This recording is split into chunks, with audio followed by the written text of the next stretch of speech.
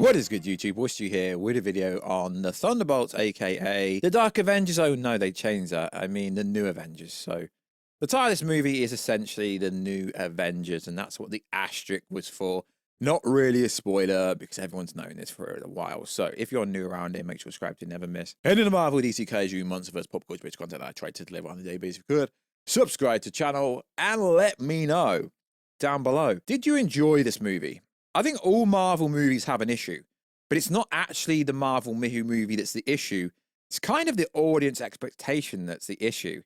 And it's not Marvel's fault, realistically, because after Endgame, they gave us the expectation. It's just the audience hasn't really understood what Marvel's trying to do. Also, check us on Instagram, @Warstu, to see the beautiful face behind the beautiful face. And I've also got a channel over there where I can post stuff that I can't necessarily post in here because of YouTube copyright claims. And also check us out on Twitter, WarstuG. Right, let's get into today's video. So, Marvel's Thunderbolts, aka the new Avengers, is out now globally. Came out Thursday. I'm posting this video on a Saturday. So, let's talk. Now, I will go over the ending. I will go over the post-credit scene. I will go over the plot. And I will go over what I generally think. So, there's two camps for this movie. Actually, no, there's three camps. There's the hyperbolic, I got to see early influencer camp that I think are hyperbolic and I think are really fake. I mean, yeah, the post-credit scene is good, but it's not the greatest post-credit scene ever. I mean, Marvel movies can just be fine. They don't have to be the greatest thing ever, the best movie since Avengers Endgame, and we're going to get to that comment later in this video. It's a decent movie. It's good. So, it's essentially the Suicide Squad movie where Valentino is essentially the villain, because she essentially created the Sentry and the Void with experiments. So she sends all her rogue agents, essentially, aka the Thunderbolts, to do a last mission so they can get out of being part of working for her, essentially. And they essentially go and try to kill each other because that's their independent mission, to try and kill each other. And the only one that actually is killed off is Taskmaster, which is kind of odd and strange because Taskmaster has the ability to match anybody's fighting styles. Taskmaster's kind of OP in that sense, so Taskmaster was the only one that's killed off. And essentially they formed a team where they ended up going after Valentino because she is essentially the villain. Now, we have seen her before in the Black Panther movie, and she has appeared in another thing, I think.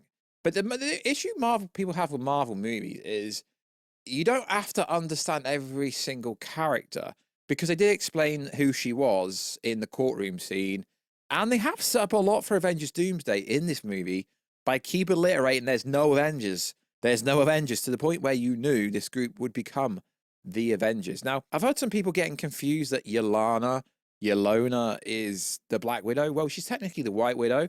There was a whole movie called the Black Widow movie, which came out in 2020, 5 years ago. So people getting confused over who Yelena is kind of nonsense. And the same with Red Guardian. Red Guardian was in that movie. Taskmaster was also in the movie. Bucky Barnes has been in a bunch of movies. And Ghost was in the Ant-Man movie. So the only real new character in this movie was the Void and Sentry, and, you know, experiments. It explained where Sentry came from. So a lot of people saying, oh, there's too many characters. And John Walker, obviously he was in Falcon Winter Soldier, the fake Captain America. So all these characters have been seen before. They're not new characters at all. So a lot of the criticism for this movie is people just not understanding things. I get it. Not everyone wants to watch every single Marvel movie. So what happens is they start teaming up to take down Valentino.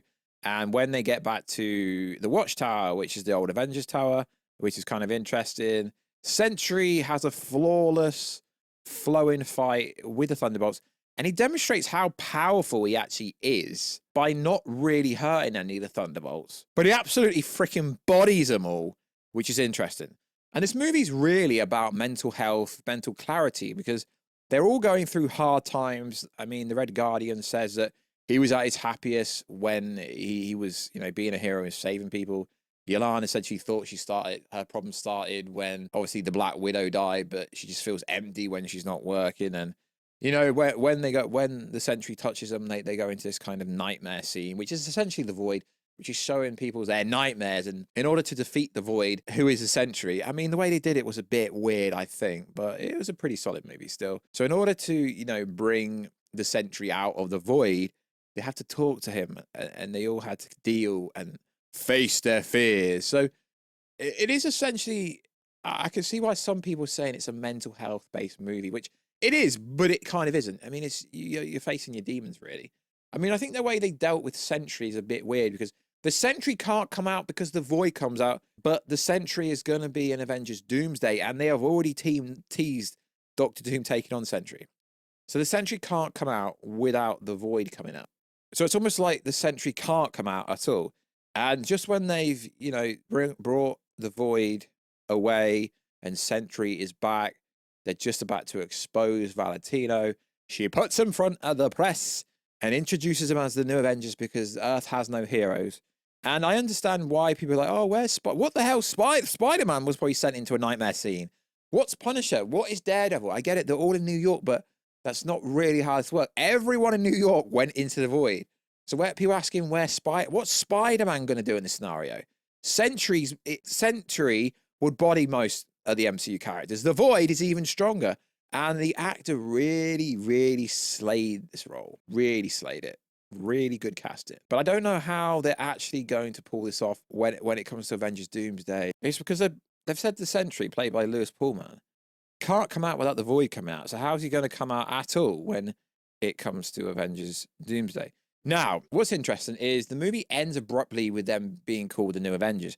And the post-credit scene was allegedly, it's been confirmed that it was directed by the Russos, had nothing to do with the director of this actual movie. So what happens is, now I think it's a setup between the Thunderbolts New Avengers and whatever team Anthony Mackie, Sam Wilson, Captain America is going to form, because it essentially is just the Thunderbolts talking about being the New Avengers and saying that Sam Wilson has copyrighted the New Avengers.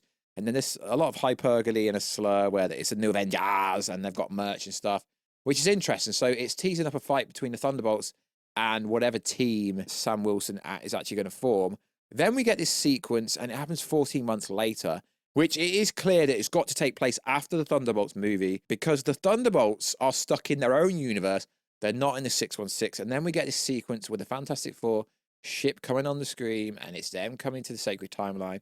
And we can see from all the trailers for the Fantastic Four that their movie is taking place in a complete different universe, and they're not in the 616. So it's making it clear that 14 months after this movie, which will also be after the Fantastic Four movie, they have met already.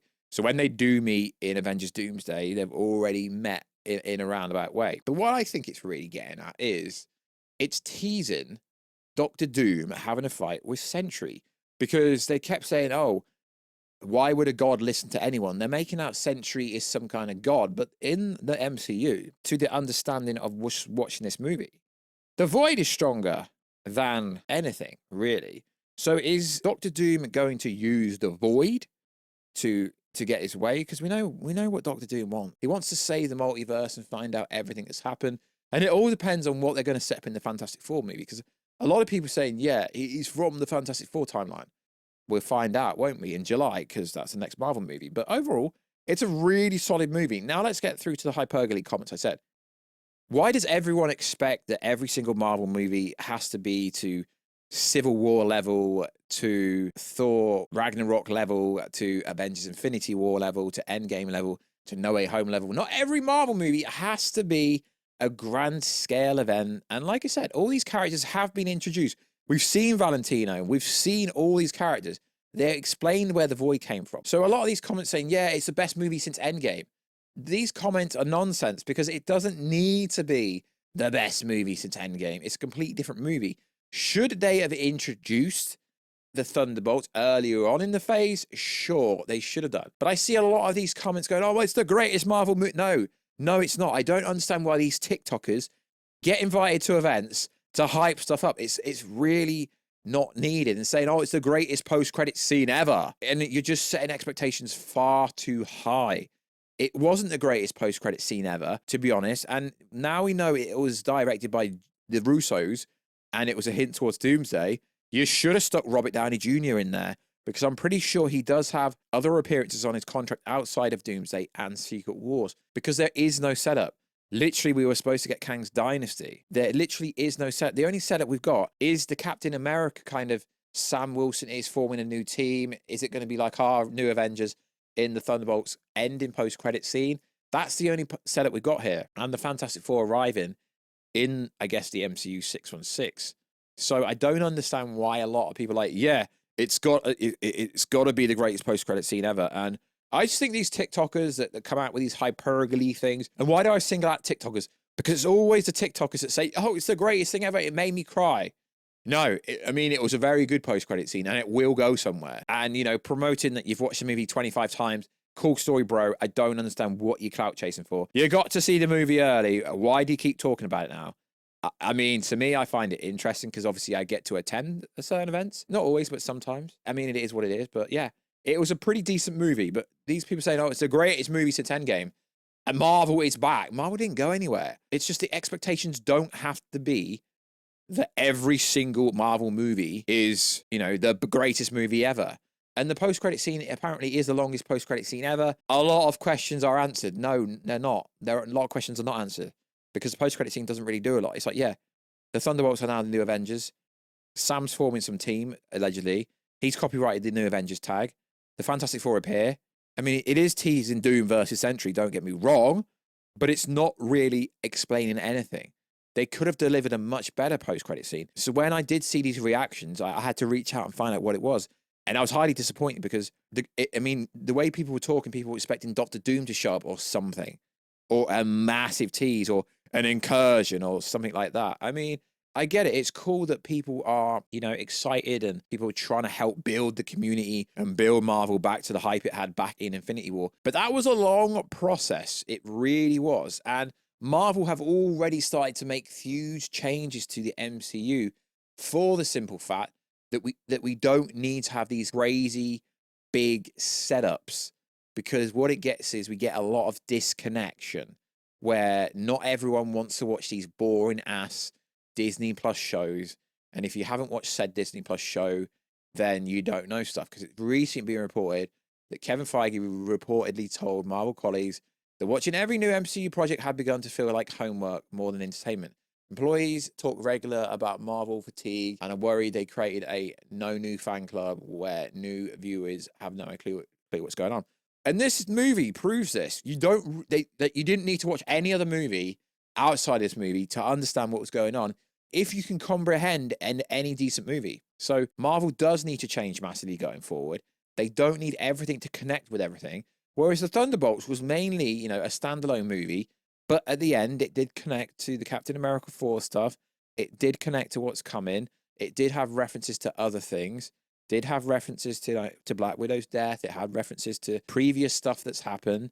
But it really doesn't need everything to connect massively. Even in a connected universe, you can have some movies that are standalone, and then they have little things here or there that tell you, oh, right, this is where it's going. And the post-credit scenes that don't go anywhere, they're the annoying things, like the Eternals post-credit scene. What was going on there? The Shang-Chi post-credit scene. What was going on there? And the Thunderbolts post-credit scene, it's not really what you thought it was. Like I said, it's teeing up the Thunderbolts, the new Avengers, fighting the actual Avenger team that will be, you know, the normal Avengers that Sam Wilson is teasing up. It's not really what people think it is. It's a Doomsday setup massively. But it's not as simple as, oh, yeah, they're just talking about the new Avengers copyright and Sam Wilson's going to sue them and the Fantastic Four show up. No, it's setting up quite a lot because it's showing you that Fantastic Four are now in the MCU, which is a massive spoiler for Fantastic Four, because the Fantastic Four movie doesn't take place in the MCU, or at least doesn't start in the MCU, but 14 months later should be post, meaning after the Fantastic Four movie. So I think it is a pretty good movie. It's a pretty good post-credit scene. Could have been a hell of a lot better. So like always, guys, let me know. What do you think?